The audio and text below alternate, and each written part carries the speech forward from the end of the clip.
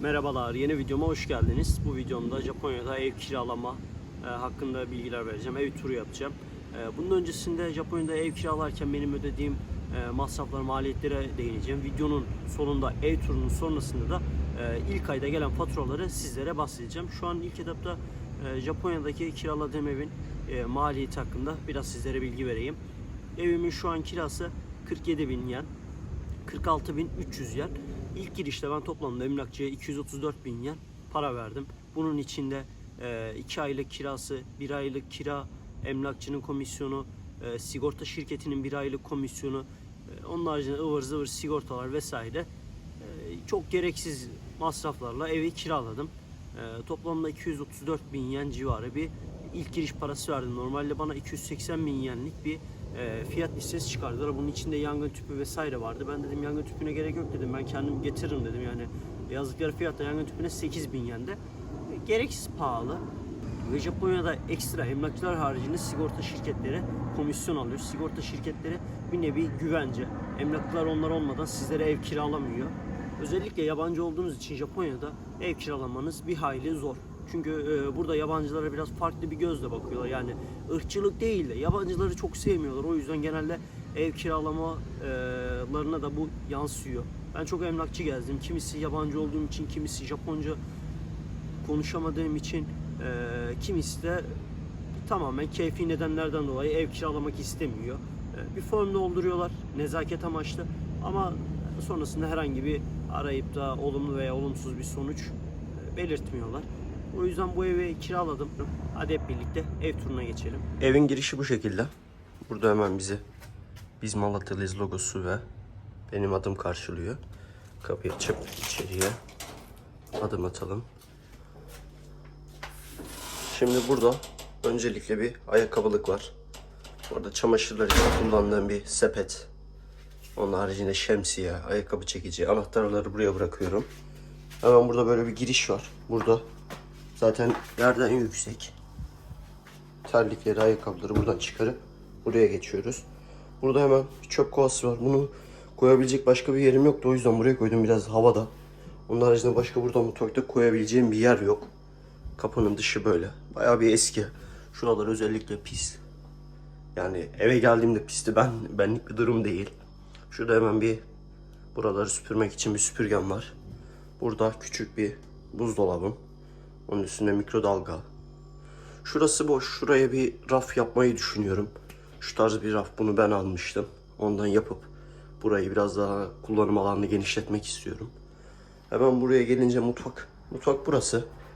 Yani şurası mutfak. Şurası ayrı bir oda gibi düşünebilirsiniz.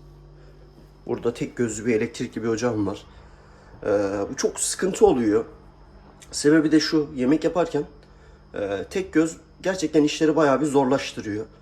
O yüzden ekstra bir ocak almayı düşünüyorum. Bazen bir yemeği yaptığım zaman yanına ekstra bir yemek yapmayı istemiyorum, yoruluyorum. Onu da hemen ayarı buradan açıyoruz. Çalıştı. Şurada aspiratörü çalıştırıyoruz.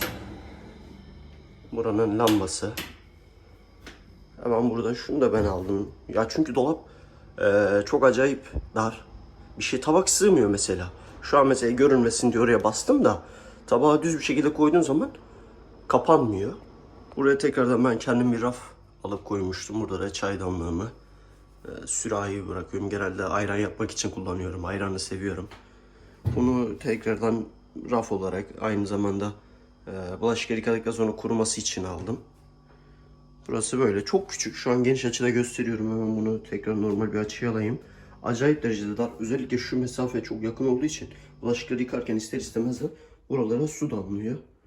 Beni çok rahatsız ediyor. O yüzden bulaşık yıkamayı sevmiyorum. Hemen şöyle tekrardan burayı bir genişten bir göstereyim. Hemen buraya gelince burada bir çamaşır makinem var. Buraya temizlik malzemeleri, tuvalet kağıtları, maske, ıvır zıvırları buraya koydum. Çünkü koyacak yer yok. Ekstra bir erzak dolabı vesaire bir şey yok. Sadece burada mesela mutfağın bu kadar bir dolabı var. Çok küçük zaten. Bir de burası var. Acayip derecede küçük. Burada manzaramız pek yok da burayı genelde her gün dışarı çıkarken açıyorum. Evin içini havalandırmak için. Burada dediğim gibi temizlik malzemeleri vesaire var. Çamaşır makinem burada. Evin sıcak suyunu buradan ayarlıyoruz. Buraya tıkladığımız zaman şu an 37 derecede. Dereceyi yükseltiyorum. En fazla 60 dereceye kadar sıcak su kullanabiliyorum. Genelde bunu çoğu zaman açık bırakıp gidiyorum dışarı, unutuyorum. Onu düşünüyorum. Acaba bu ben evde yokken devamlı suyu o derecede tutmak için elektrik, gaz harcıyor mu? Şimdi burası da böyle. Burası mutfak. Burası ayrı bir salon gibi bir yer. Ben burayı yani kullanmıyorum. Kullanmıyorum derken eksi bir şey koymuyorum. Şurası bu banyo. Hemen orayı da bir gösterelim. Işığı açalım öncelikle. Banyo bu şekilde. Burada diş macunları, havlu. Şurada şampuanlar. Şampuanlar bunları kullanıyorum. Diğer şampuanları kullanamıyorum. Japonya'dakilerini kullanamıyorum. Hiç hoşuma gitmiyor. Böyle çok rahatsız ediyor. Çok küçük. Akıllı değil. Bu beni gerçekten çok üzüyor. Akıllı klozet bağlamayı düşündüm ama herhangi bir elektrik hattı yok. Şu lambadan bir hat çekmeyi düşündüm. Ama çok sağlıklı çalışacağını düşünmüyorum. Ekstra şurada havalandırmadan çekeyim dedim. O da şuradan boşluk bırakmak zorunda kalacağım. Oradan da böcek vesaire girebilir. Direkt onu kaldırdığın zaman binanın boşluğuna çıkıyor. Şurada hemen bir aynamız. Bayağı temiz bir ayna. Orada devasa büyüklükte bir banyo küveti. Onun haricinde el yıkama yeri standart aynı. Girişi bu şekilde. Hemen diğer tarafa geçelim. Bura da böyle. Şu kapı oynar kapı. İstediğim yere çekebiliyorum. İster tamamen kapatabiliyorum, ister. Aslında burayı mesela şöyle yapsak güzel olur ya. Her iki taraftan da geçirebileceği şekilde farklı bir bakış açısı. Burada genelde zamanımın çoğunlukla geçirdiğim yer. Şöyle yavaş hareketlerle göstereyim. Klimamız burada. Güzel çalışıyor. Japonya'da olmazsa olmaz bir şey. Çünkü hava şu an aşırı derece nemli. Şu an çalıştırmamamın sebebi de ses yapmasın diye. Burada hemen bir tane masamız var. Bu masayı genelde şu bölümü yemek yemek için kullanıyorum. Şu bölümü de bilgisayarla oyun oynamak için. Şunları ben yaptım. Buraya led döşedim. Çok güzel oluyor. Şurada mesela çift taraflı bantlar biraz kötü görünüyor ama yapacak bir şey yok ya. Sanki İngiliz kraliyet ailesi yaşıyor. Burada işte bilgisayarı Türkiye'den getirmiştim. Oyun kolum vesaire var. Genelde GTA Vice, Euro Truck oynuyorum. Burada bir tane dartım var. Canım sıkıldığında böyle stres atmak için oynuyorum. Şimdi hemen burayı gösteriyorum. Halı, güzel halılar bulamadım. Bulabildiğim en ucuz, en uygun olanı buydu. Ben de bunu aldım. Yani öyle çok takılmıyorum. Maksat ayağım yere basmasın. Çok fazla olunca da temizlik açısından da uğraştırıyor. O yüzden bu kadar yeterli yani. Bunu kaldırıyorum. Üstünü vesaire sil süpür tekrardan aynı yerine. Burada iki tane gömme dolabımız var. Biri büyük, biri küçük. Burada kıyafetlerim var. Şu üstte genelde valizleri bıraktım. Valizleri iç içe koyarak bıraktım. Yoksa sığmaz. Ama dolap genişliği bayağı geniş. Şimdi açıp göstermek istemiyorum. Kıyafetlerim var dağınık. Şurada manzaramı göstereyim sizlere. Ya bir de sinirlendiğim burada mesela yürüdüğün zaman gıcırdama oluyor. Beni çok rahatsız ediyor. Burası. Burası da devamlı arabalar değişiyordu. Niye değiştiğini çok merak ediyordum. Şurada yazıyordu baktım. Şu benim evimin burada ilerisinde şey varmış. Cenaze yakma, cenaze töreni gibi bir yer. Onların gelip arabalarını park ettiği bir yer. Şurası bayağı geniş. İlk etaplarda masa olarak kullanayım dedim. Genelde ıvır zıvır eşyaları koyuyorum. Şimdi tabii ki videoda güzel görünmesi için temizledim. Klima kumandamız. Şunu da Daiso'dan aldım. 100 yenciden. Hiçbir koku yok. Berbat. Gereksiz. Burada kitaplar, seccade, tripod. Video çekmek için dışarıda kullanıyorum. Burada bir cam var. Burayı yani ne için kullanıyorlar anlamadım. Gördüğüm evlerde çamaşır kurutmak için kullanıyorlar ama onun içinde burada tabii ki bir askı olması gerek. Bilmiyorum, askıyı koyulabilir. Mantıklı da olabilir de evin içinde ne kadar kurutma düzgün olabilir. Kokar yani. Onun haricinde böyle. Şuralar bayağı bir yıpranmış. Ev eski. 25-30 yıllık bir apartman.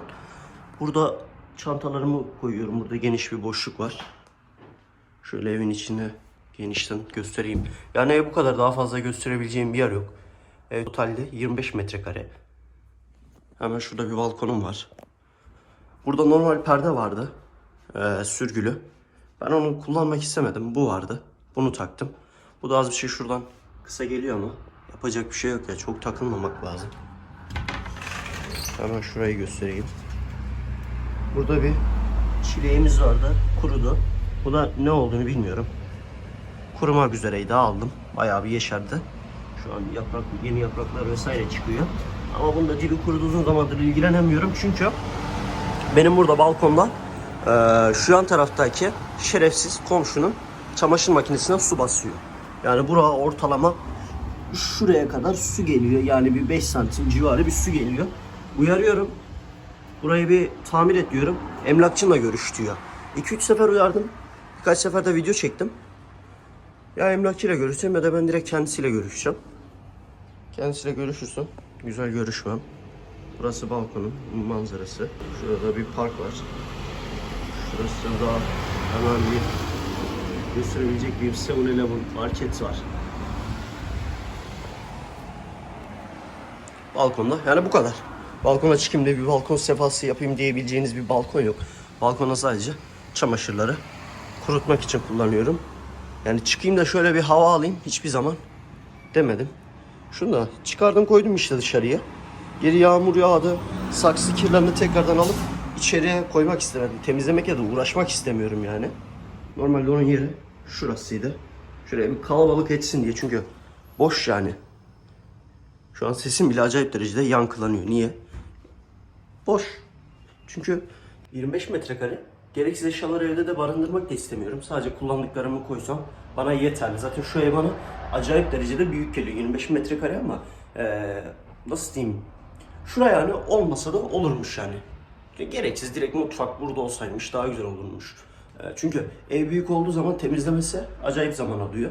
Ben öyle devamlı temizlik yapmaya da uğraşacak biri değilim. Haftada bir sağa sola etrafı bir temizliyorum ama haftada bir yeterli olmuyor. Çünkü acayip derecede kirleniyor, tozlanıyor. Sebebini bilmiyorum. Bir de çalışma devamlı yoğun tempoda çalıştığımız için evle uğraşacak zaman olmuyor. Bu ara bayağı bir zamanım var. Bu ara evdeyim yani devamlı. Onun haricinde işte dediğim gibi ya benim için büyük. Kimisi çok küçük diyor. 25 metrekare. İyi, ideal yani. Şöyle evin tamamını bir göstereyim tekrardan. Onun ardından da Japonya'da ev tutmanın maliyeti, ev nasıl tutulur hakkında bilgilendirmeyi videonun sonuna ekleyeceğim. İlk ayki faturaların vesaire onlara bakacağız. Ben bu eve 10 Nisan'da bu eve geldim. 10 Nisan'dan beri bu evde oturuyorum. Şu videoyu şu an 27 Haziran'da çekiyorum, aynen 27 Haziran. Şöyle hemen diğer tarafa girelim.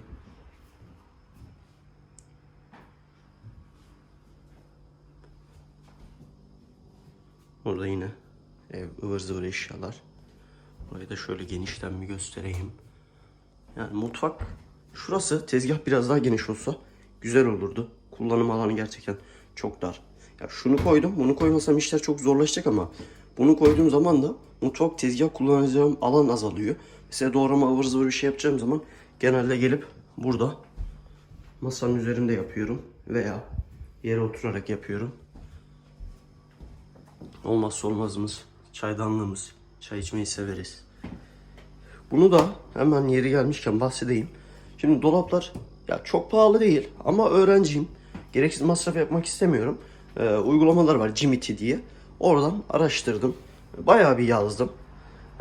Buzdolabı ücretsiz verenler vardı. Genelde insanlar taşındıklarında taşıma maliyetiyle uğraşmamak veya hiç uğraşmamak için ücretsiz veriyor. Yeter ki alıp götürsünler. Yani çöpe atmak için bile para ödeyecekler bunu.